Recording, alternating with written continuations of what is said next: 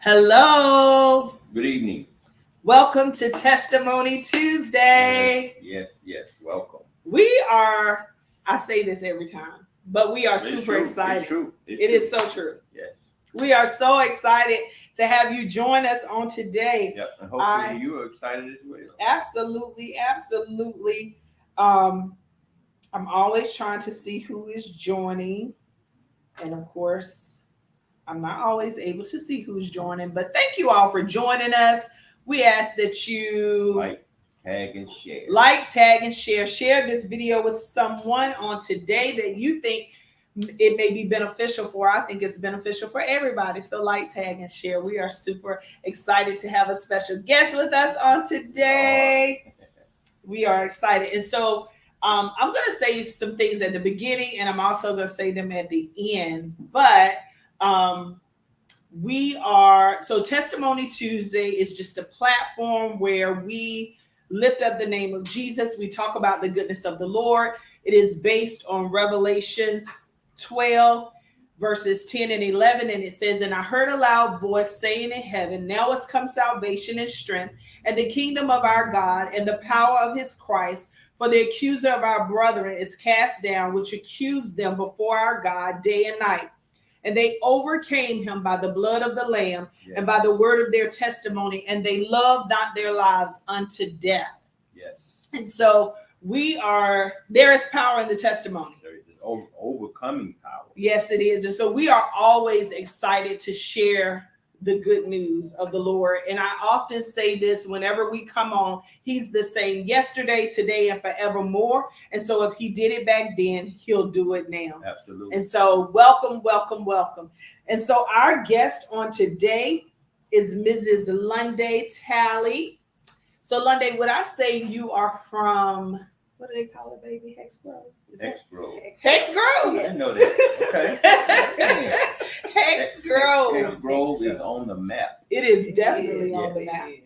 And so I'm so tickled. We got to go down to Hex Grove for the first time, maybe a couple months ago. Yeah. We got to go down to Hex Grove, and I wanted to know where it was because I would hear about Hex Grove all of the time. And so when we finally got to go down there, I was just excited to know where it was located. So we're on the map. You are on the map. You are. Some great people came out of Hex Grove. Yes, absolutely. And so Lunday is a clinical mental health social worker, a licensed clinical mental health social worker. She has been working in this field for over 15 years in different capacities. She is currently working at Duke, and she has 3 beautiful children, a high school senior this year. Wow. It's a moment, but so wonderful. And but most of all, Lunday loves God, and so we do too.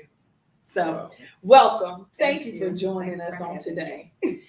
So I am super excited. Hello, Mickey. Hey, Miss Della. Hey, Kale. Thank you all for joining us on today. Thank you. We're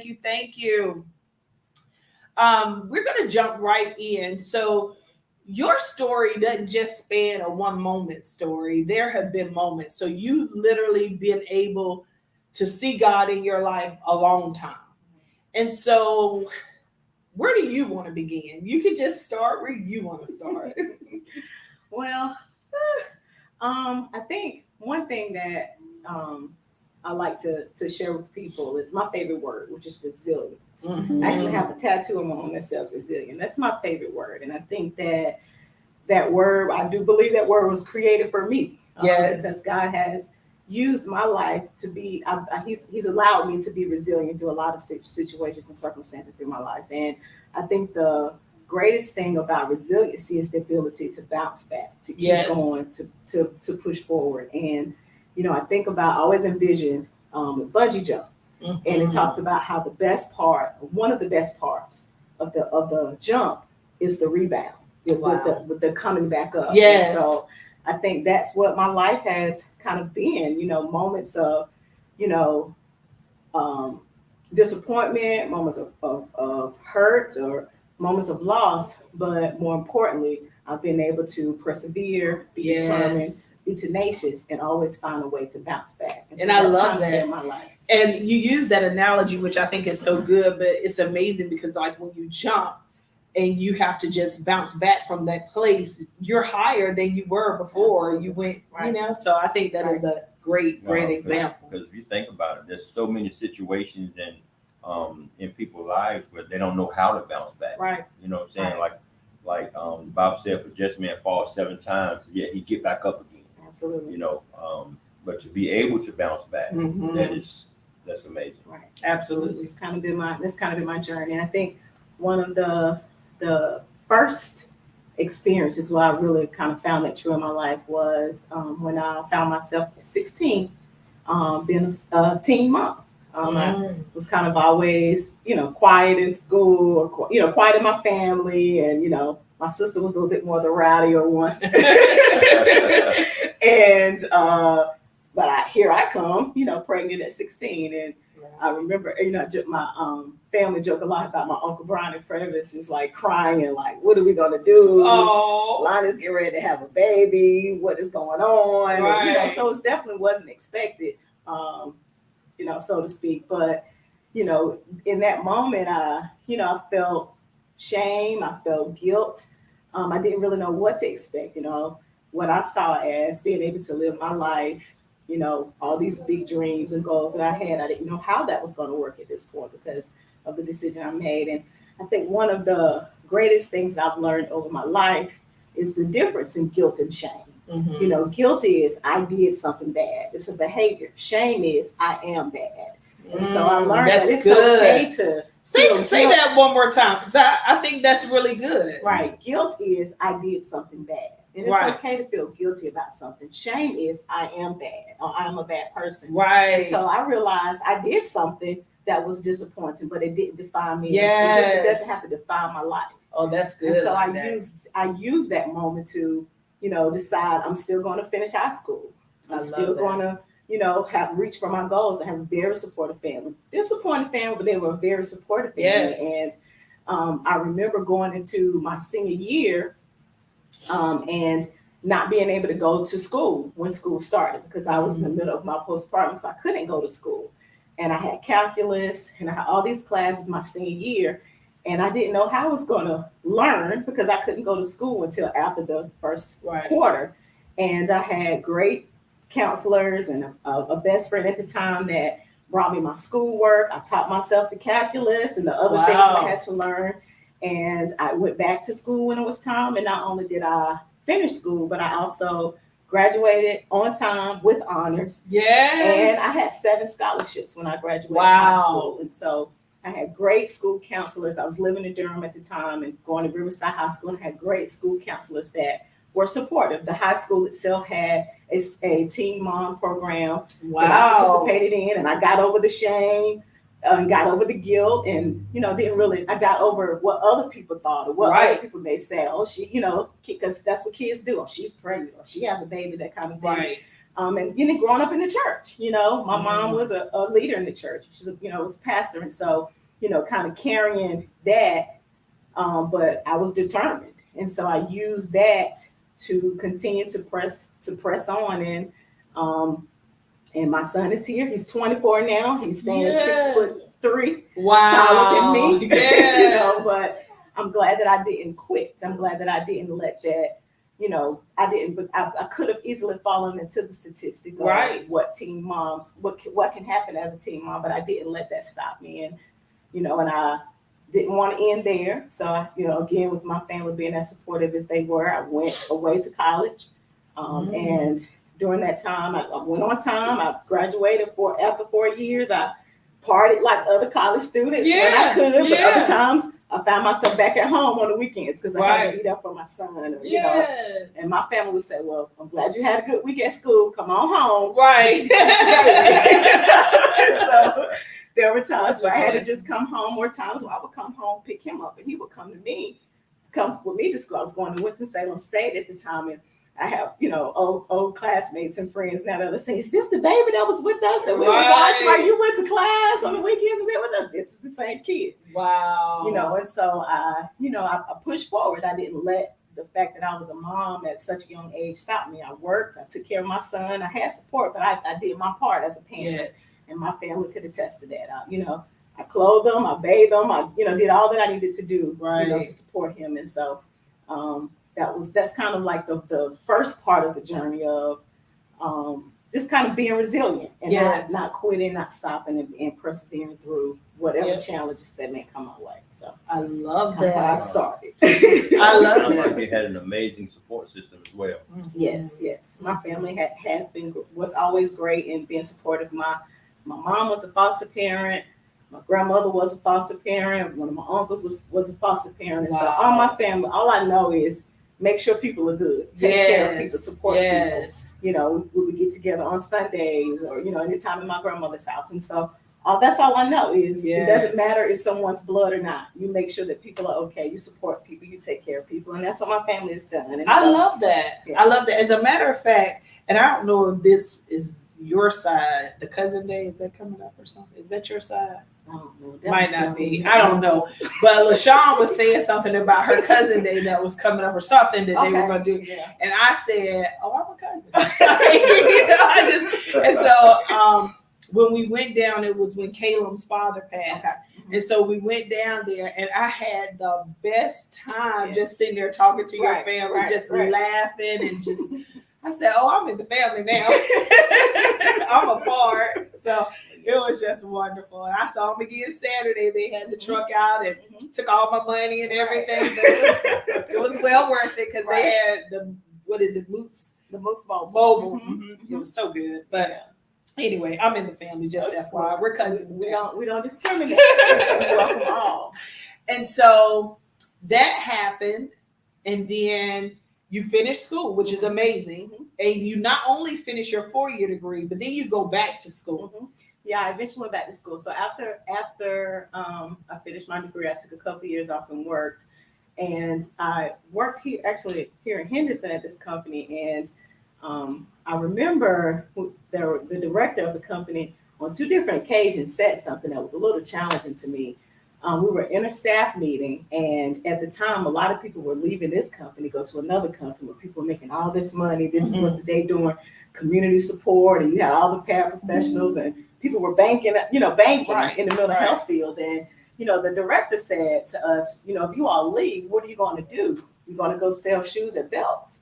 And it hit me. Why does she think that's the only other thing that we can do with our lives? Wow. And so that challenged me. And so it made me think, like a rocket ship, it never lands where it took off from. So at that point, I realized this is not it for me. I'm pushing forward. I'm going higher. I'm going greater. This doesn't end. So again, you have said something that is just so profound, just like a rocket ship. Right. It never lands where it took off. Right. That's good. Right. That's good. So I realized then, this is not it for me. So, Right. And so I decided at that point I wanted to go to graduate school. I always wanted to be a therapist and help people. And so I looked into grad school and I actually got accepted into UNC Chapel Hill into their social work program, which was like the second or third largest social work program in the country at the time. Yeah. So I was so excited that I got in. I was married at the time and had 2 children at the time. And it's like, okay, I'm going to apply. And once I got in, I went to that same director and told her, was sharing with the leadership that, I got accepted into UNC and I'm going to grad school. And that director looked at me and she said, you're not going to be able to complete that program, work here, and care for your children. She said, I'll bet you $100 that you won't be able to accomplish it. Wow. And I don't think she realized that type of challenge challenges me the more. Right. I'm going to push even harder. Right. I'm going to show you. That's the bull, the Taurus in me. I'm going to show you what I can do and what I can't do. Right. And so that pushed me even more to accomplish what I wanted to accomplish. And I went to graduate school. And right after getting accepted into graduate school, I found out that I was pregnant. Wow. And so I had a decision to make. Do I still go? Do I not go? And I wanted to go. I didn't want to, wait it out. And so I went, and I was 9 months pregnant when I started grad school. And I drove from Henderson to Chapel Hill every day for grad school. Right after 2 weeks after we started school, I had my son. So I sat out for 2 weeks. I went back after 2 weeks, and I was in there from that point on. And I had schoolmates and people in my cohort that would take notes, and they would make sure they shared things with me, and they helped support me. I realized the importance of community and helping and supporting people. And so they helped me get through, and I was able to, accomplish my goal and get my master's and set my family up the way that I wanted to, to make sure that my kids could have more. Right. And not feel like the only thing I could do was sell shoes at belts. Right. Not saying there's anything wrong with that, but the intention of that was to deter. That's right. And not encourage. And I want more for people. And so that was, another moment where I said, I'm going to do this. And it wasn't an easy task, going through school, nursing babies and trying to take care of kids and working at night, and kids were in school, so trying to accomplish that and finish school and graduate with good grades, it was challenging, but I obtained it in 2011. I got my master's, and it's been great since. So let me ask you, did you get your $100? You know what? I thought about her several times after that. I wanted to find her. Yeah. So I have there know who she is. We don't know her. So LaShawn said that the cousin day is on her dad's side. Okay. But Sean, I'm still your cousin. So right. So that is amazing, though, to even persevere. So I'm in grad school now. I only have one child at home. Makai is self-sufficient, and with my husband and church and all just different things. And working, it is overwhelming, but I'm just determined. Like, I'm like you, I gotta finish. I gotta finish what I started. So that is amazing. Just motivates me to say, okay, you're on the last leg. Let's go. So that is wonderful. That is wonderful. So Sean said that you are, and I love you. I love you too, cuz. And so you got married, and then life just keeps on happening. Life kept lifing. And so tell us more. Okay. So, I was married at a very young age, at 22. My ex-husband and I got married, and, had graduated college, had kids. And I'm like, well, there's nothing else to do. You're supposed to get married after that. But I forgot the part about be clear of your identity, know who you are, establish yourself, define yourself. And so, we were young, but we still worked as hard as we could to grow and learn and care for our kids. And we were married for 15 years. And at some point, our marriage didn't work anymore. And we decided that we were going to continue to co-parent our children, raise them the way that we needed to, even if our marriage didn't survive. And that was a challenge within itself. Growing up, my mom and my dad divorced. And so, I never wanted to fall into that statistic either. I wanted my marriage to thrive and survive. And so it was a challenging place. You look at other people and, well, what are we doing wrong? Or why is our marriage not working like this? And, there were points where I had to realize our journey is our journey. And there's nothing wrong with us. There's nothing wrong with experiencing divorce. You grew up in church, and, church, divorce isn't supposed to happen and all those things. But, we kind of went through our journey. I think the hardest part of navigating divorce was just the feeling of loss and the feeling of failure. And, the enemy tries to convince you that you're failed, So, I think, we kind of navigated that, and I realized that it's not about a failure. It's about another part of the journey in my life. And, the same way that I was able to accomplish school, grad school, teen mom, I can also survive, going through a divorce and loss and hurt. It's just the hurt of losing or not being able to maintain something that you want to. Absolutely. And so, but I think the biggest thing with navigating divorce was, I think about being in church. You are you're single or you're married. You got your singles ministry, you got your marriage ministry. But then I found myself in a place where I wasn't married. My marriage was, we were separated. I wasn't quote unquote married, but at the same time, not single either. Right. And so I found myself in this place where, where do you go? What do you do? How do you get support? Who can help? And so that was kind of challenging, trying to find a place when you feel out of place. You know what your heart desires, but you also see the reality of what things are. And so that was a great challenge in trying to navigate that. But then I think even through that, I think God wanted me to understand the importance of not being afraid to be alone. I think that was the hardest part for me during divorce. Wow. And so it's like, do you hold on to something for the sake of saying I'm with somebody and we're together? You got many people who are maintain marriage on title, but it's not a marriage, so to speak, you know. And if that's your choice, it's no judgment on whoever makes those types of decisions. But at that point, I realized: do you hold on to something just for the sake of saying I'm married, or do you walk away from it? Do you automatically think it's fine, I'm cute, I'll find somebody else, it's gonna be fine? But in those moments, I went through this place where God said nobody, nothing. Navigate singleness, develop who you are, be okay with you. I love that. Regardless of who you see, regardless of what happens, whose marriages are doing what, it doesn't matter. This is the place that you're in right now.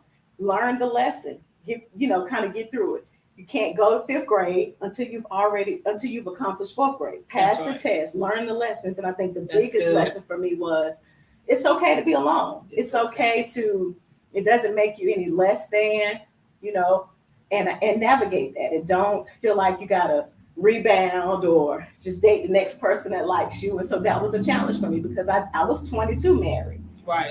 And throughout my entire adult life, I hadn't been single. And I didn't know what it was like to be single. And I'm just like, this is not supposed to happen like this. Right. And so I think the biggest journey for me during that was be okay with where you are, learn, grow, heal, don't take baggage into another situation. And it's okay.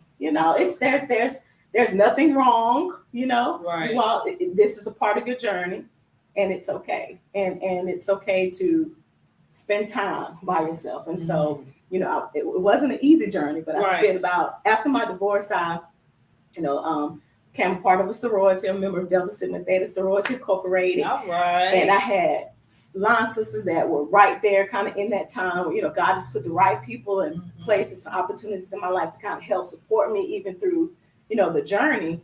But even through that, just understanding it's okay to have that time. Focus on your children, focus on God, focus on yourself. Define who you are. What's your identity? Know who you are. And I did it. I did it sometimes kicking and screaming like, I don't want to be by myself. I don't want to be alone.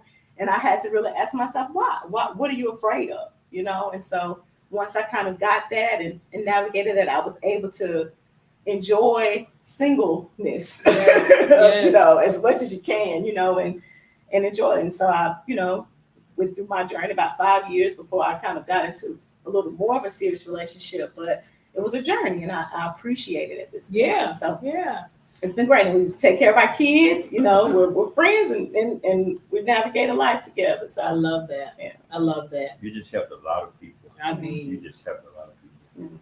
A lot of wisdom. it is. Because so many people think that once that happens, there's no recovery. And some relationships aren't as cordial.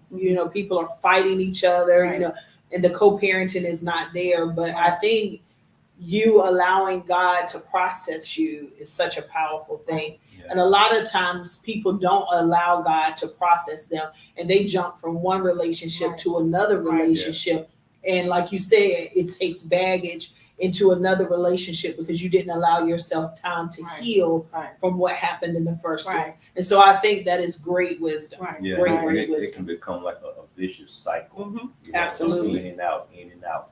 And I really believe that in the process of doing something like that, it's so easy to lose yourself. Absolutely. Yeah. That's good, Jim. It is. Your mom says, hey, mama.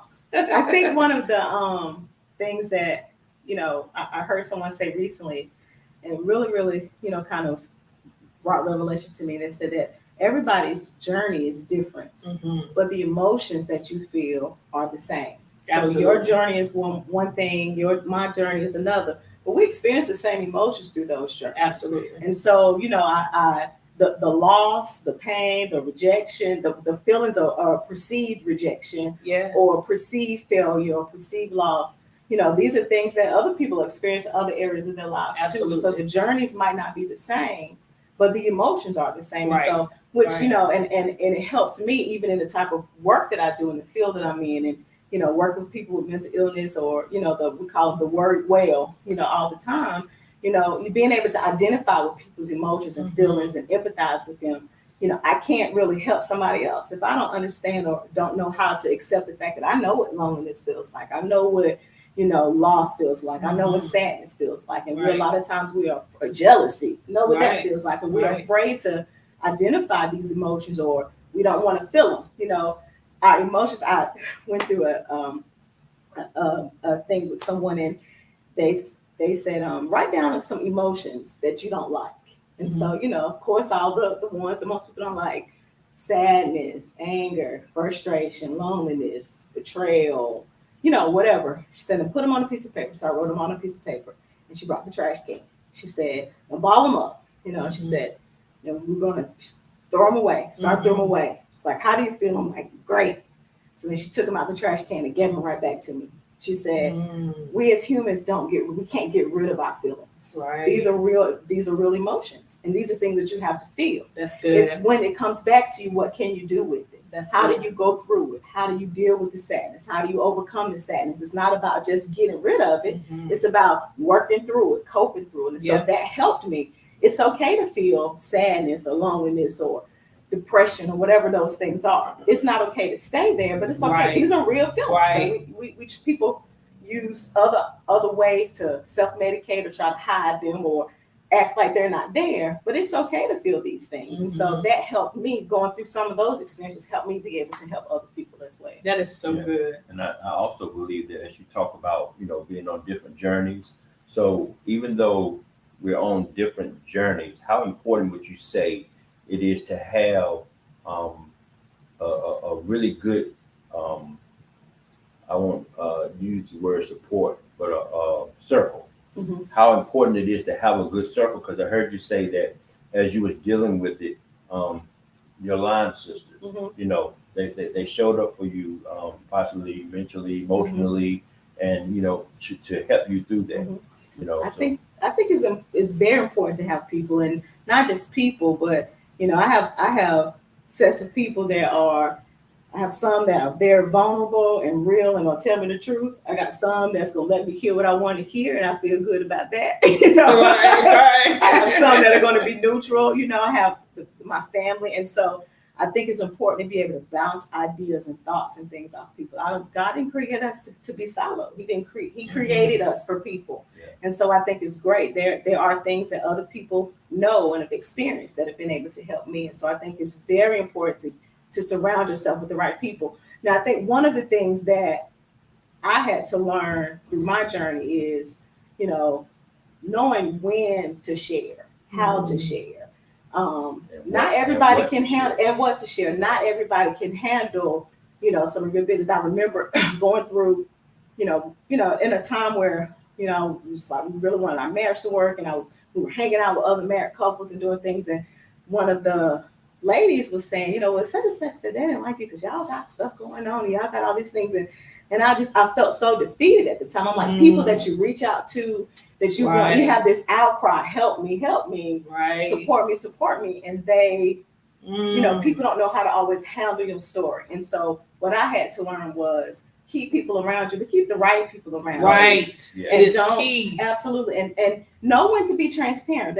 I'm a very transparent person. Know when to be transparent, but I've also learned pull it in some, know when to share, and know who to share to. And I think timing is important. Absolutely. So at the right time, God will open up the right door for you to share whatever it is, like today, that I probably wouldn't have shared. Right. But it's so good. Yes, everything you have said is so good. And I think the truth of it is everybody can't handle your story. Absolutely. You know, everybody can't handle certain parts of it. And so you are so right. Timing is everything. Who to share it to, having the right people around you, all of that is key. All of that is key. And living as authentic, being your authentic self, I think is so much better. You know, a lot of times we try to deceive ourselves, you know, or we try to hide, but be authentic, be real. There have been moments, you know, I've called my mom, and I know I've said things to her that I know she was like, "Why does this child think it's okay to say this to me?" Well, Mom, I got this going on. I know you might not want to hear, but this is really what it is, you know. Or my aunts, you know, or my friends, you know, I like to be able to be vulnerable, because that's really the only way that you can really get the help and support that you need, is being open and naked to the right people. Yes. And Yes. not feeling that you have to hide or not really be your true authentic self. Absolutely. Yeah, and somebody also that you can trust. Absolutely. That, you know, after you share, you won't hear it again. Sure. Yeah. That's important. Taquetta said that it hurts when people mishandle your story, Mm-hmm. and who Yeah. you share it with is so key, Absolutely. and it's so true. Yeah. June, so life has happened Mm-hmm. again, Mm-hmm. you know, so recently you had a little scare. I did. So I know that, you know, COVID has kind of affected everybody's lives in Right. some form of fashion. And you know, I've experienced, you know, loss as in death. I lost my dad in 2009. My grandmother passed some years after that. I think 2012 or something. I'm sure somebody will correct me if I'm saying it wrong. And all those were, you know, very hurtful, you know, Mhm. hurtful losses Mhm. and things that you don't want to experience. But it was something about my aunt Lori Yes. and Crowley Moot Yes. passing during COVID that really shook my foundation away. You know, my aunt was at Duke. I worked at Duke. I couldn't even go see her. I couldn't get to her, you know, Yeah. during these times, and it was very hard. And when my aunt passed, as much as I've grown up in church and, you know, love the Lord, profess, shout, dance, sing, speak in tongue, all of it. Mhm. When my aunt passed, at that moment, there was something about my faith that I just don't know if it was there anymore. I had a level of anger with God.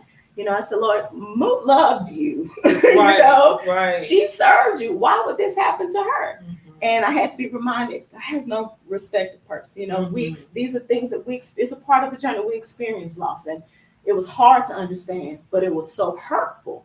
Mhm. And I just, at that point, I was just like, we prayed. You know, I looked at, you know, my cousin Hassan and other people in my family that I know have to just, you know, just went before God, decreeing and declaring and Yes. healing and Yes. things. I'm like, but things still happen. And as much as I realized that stuff like that can happen, it was harder for me to process during that time. And I got to the point where I said, pray for what? You know, what's the point? You know, and I know that's not something that we like to say or want to admit to, but I'm like, what Right. we pray for? Yeah. Life is gonna happen. I don't care what we say, what we do. Right. You know, it's not fair. It sucks. You know, just gonna let it be. Right. Let it be what it's gonna be. And you know, doing that shortly after that, and then after that, you know, had some more loss in our family. And I, you know, went to the doctor, and just for my routine checkup, I was turning 40, and I was like, you know, to do all the things. My knee Right. hurt, let them Check get my my knee knee. checked out, you know, just everything. And I was having some swooshing noise in my ear. And I was just thinking it's probably just some built-in wax or something like that. So I said, I'm gonna go get it. You know, so I was telling my primary care doctor about it. She's like, we'll see the ENT. And so I went to ENT, was telling them about it, and they were saying, well, it may be tinnitus, and you know, she mentioned some other things it could be. So she said, so we'll do a scan just to rule out some things, excuse me, and make sure there's no fluid buildup. You know, just kind of want to go through those things. And she said, we'll see, you know, what it is, and we'll talk about it. And so they sent me to do a CT scan of my head to make sure that there was no fluid buildup or anything in my ear. And when the results came back, the results said that there wasn't anything in my head or in my ear, but they did find a mass in my chest area from the CT scan. And so they were like, you know, so my doctor called me and was like, we want to do another scan, an X-ray of your chest. We're going to do it stat. She called me on a Friday night, and I had just gotten comfortable, relaxed. She called me. She said, we're going to do a CT scan stat for you. She said, we're going to go ahead and get you referred to oncology. And she started telling me, I was like, well, wait. What has happened? What do you mean? You know, and she said, well, there are a couple of things that we think it could be. So we would just want to go ahead and run some more tests and see. So they sent me for another X-ray. And then after that, they sent me for another test. And at that point, they thought that they may have seen something what they call a thymoma in my chest wall. And the doctor's like, you don't smoke. Have you had any symptoms and the chest pain? It's like, no. I had some ringing in my ear that has nothing to do with this. That is really tonight. It's not a big deal. Right. But all of this is coming, so I wasn't expecting it. And I immediately got very afraid. I was scared. We'd already experienced all this loss. Right. I realized, if it can happen to my unmoved, there's nothing to say it can't happen to me. So I'm calling friends that sell Primerica. Can I get an additional insurance policy? I'm already prepared, myself for the worst, unfortunately. And, I have children, they still need me, just, all these emotions that were coming out of that. And they sent me to see the thoracic surgeon. And when I went to see the surgeon, he was saying, well, we would need to, because of the size of the mass, we would need to shrink it with chemo before we could go in and remove it. Because we wouldn't be able to go in, it would be more life-threatening to go in to remove it without shrinking it first. And so, I've gone through, and the one person that experienced cancer in our family was moved. And I was like, I don't have her here to talk to and cry about this. She supported so many people through their journeys. And so, I was very nervous, and I spoke to, my family, and they were there to support me. And, you got this, it's going to be okay. We got you. And so, they wanted to do a biopsy, go in there. So they did a needle biopsy just to see if it was cancerous or benign. And so when they went to do the needle biopsy, it came back inconclusive. And so then the doctor said, well, we need to do a surgical biopsy. We're going to go in, take more of the tissue out, and just kind of see if we can find anything. And so I ended up going in for a surgical biopsy. And the results after the surgical biopsy, it seemed to line up with what was inconclusive. And so they said, well, it looks like it's just thymus tissue and nothing is cancerous. And so, and I think me experiencing that, at that moment, I realized, now you giving up on faith, you're giving up on trusting, you're giving up on praying. Wow. Now what you gonna do with it now? Wow. Are you gonna live through, ain't no need to pray? Or at this point, are you gonna say, okay, Lord, I do need you, know, and I appreciate God for being who he is in my life and not judging me or turning his back on me, even in my moments of I'm just not really sure which way I want to go. Like the Bible says, I believe, Lord, you got to help my unbelief. And so it was that type of moment. And I think going through that, I realized all of that was to help rebuild my faith in God and my trust in God. I don't care what I experience. My journey is going to be what it is, but there's never a reason to give up on God. There's never a reason to not trust him, to not pray, to not have faith. And yes, things are going to come. Yes, obstacles are going to happen. Yes, there are going to be disappointments, but he's made me resilient. He's made me determined. He's made me to rebound. And I don't quit. I don't care what. I don't quit. And so if I got to go through the hard things, I go through the hard things, but I don't stay down. I'm always going to come back up. And so that's how that journey ended up for me, even with that. So powerful. To God be the glory. That is amazing. I just, that is God. That is God. Wow, Lunday, your story. So is there a book coming? I don't know.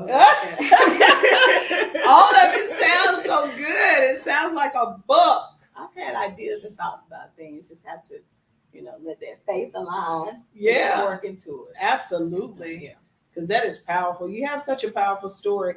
And it is, you are so right. It is such a story of resilience, being able to bounce back. And one of the things that I really took from listening to you is that no matter what challenges come at me, I don't look at them in a way to just keep me down, but it's just, you're going to throw this, it's almost like the slingshot. The more you pull it back, the further it goes. And so that's what I see in your life. Like, you try to pull me back with this, but once this lets me go, I'm going further. Absolutely. And that is just what I see in your life. To God be the glory. Yeah. And one thing that keeps me encouraged, because I know firsthand that it can be really, really easy to get off that kilter and feel like that. One thing I hear my pastor say a lot, and I may say it wrong, but I'm going to say it anyway. He said something like, people often think that they're in the land of the living, trying to make it to the land of the dying or something like that.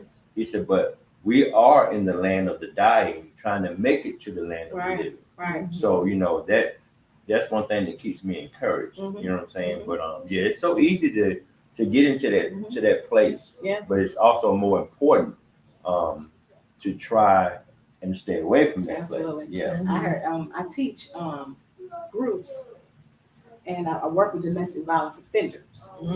And I heard one of the guys in one of my groups say not too long ago, he's an older guy, he was in his 70s, and he said, one thing I've learned is that you can't count your days, but you can make your days count. Oh, that's good. And so, that kind of, hearing it kind of encouraged me. And that just kind of goes to the, live your life to the fullest. Right. Right. Don't focus on or don't stay or focus on, we're getting to the land of the living. Live. Right. And don't get so caught up in, what's not happening and what's not going right. You don't know when your last day is. Yeah. So True. while you're living, you got to make those days count. Yeah. Wow. Your mama says she is so proud of you. Well, good. Send me some money, baby. So Nessa said, that Mook would have it any other way. So get to writing, sis. I love it. I love it. Such a powerful testimony. I think you've literally encouraged me. So I know that others have been blessed. And just from reading the comments, you'll have to go back and see the comments. Hello, everybody that joined us, because there are several people who have joined since we started. Thank you for joining us on tonight, but such a powerful testimony. Yeah. Thank you so much for sharing. It was so good. It was just really, really so good. So many points that people leave encouraged from every point in your life. The Lord literally just put you forward, just pushed you even further. And so what the enemy meant for bad, God turned that thing around for your good. And so all of your success, to God be the glory. And we often say this a lot, and I think it fits you as well. You definitely don't look like what you've been through. Absolutely. Absolutely. Well, thank you. Yes. Hey, Miss Daphne. Daphne says she loves that we are all guilty of day counting. It is so true. That was really good. That was another great point. So, guys, we thank you. We thank Lunday for joining us and sharing her powerful testimony. Before you jump off on tonight, we want to tell you a couple of things. Tomorrow, the Abridged Chase Foundation will be partnering with All Is Well, Tanya Reed, and we are going to start grief counseling for anybody who has suffered loss. If it's your friend, your parent, your cousin, your aunt, your uncle, whoever it is that you may have lost and you're dealing with grief, you're able to come here tomorrow at 6:00 p.m. Tanya, myself, and my husband will be facilitating. And then after, this is our first initial one, but after this, we'll do it the first Wednesday of each month. So we'll have it monthly. But for this month, we're going to have it on this Wednesday. So if you know someone that is in need of grief support, please send them. We are still going to have LAC on the second Monday of each month for loss of a child. But if you are not able to make it to our Monday meetings, you're welcome to come to the Wednesday meeting. So we encourage you to just come. We encourage you to come. I believe Tanya has such an amazing testimony. If you have not heard her testimony, you can go back and hear hers. It's some months ago, but she has such a powerful testimony and she has overcome literally. And so we ask that you join us. Support has been really what has helped us to even make it through in our moments. And so we encourage you all to come. It is confidential. It is a judge-free zone. I don't care if it happened 20 years ago or if it happened as recent as now. You are able to come, and my sister has posted the information. Yep, and actually, Tanya, she has a book as well called All Is Well. All Is Well. It's a very good book. Very good book. So you should get that as well. The next thing is, I talked about Testimony Tuesday being live. And so I'm so excited. On November the 14th, mark your calendars. November the 14th, we're going to have Testimony Tuesday here at the foundation. So you come to the location. You don't We're wanna actually miss going to this. have a service You here. don't want to miss it. I'm so excited about it. You don't And wanna so Pastor Joanne Bird will be with us on that night. When I tell you I'm excited about this thing, Awesome. so she is going to be here. You don't have to dress up. You just come. I just believe it's going to be a night filled with knowledge, healing, deliverance, whatever. Yeah. It's just going to be in the house. God is going to be in the house. So I'm super excited about it. So we ask that you join us. That's November the 14th here at the foundation at 7:00 with Pastor Joanne Bird. I will put out a flyer soon, so you will see it once I get my psalmist lined up. But I am super excited about that service. I am so excited. So join us on that day.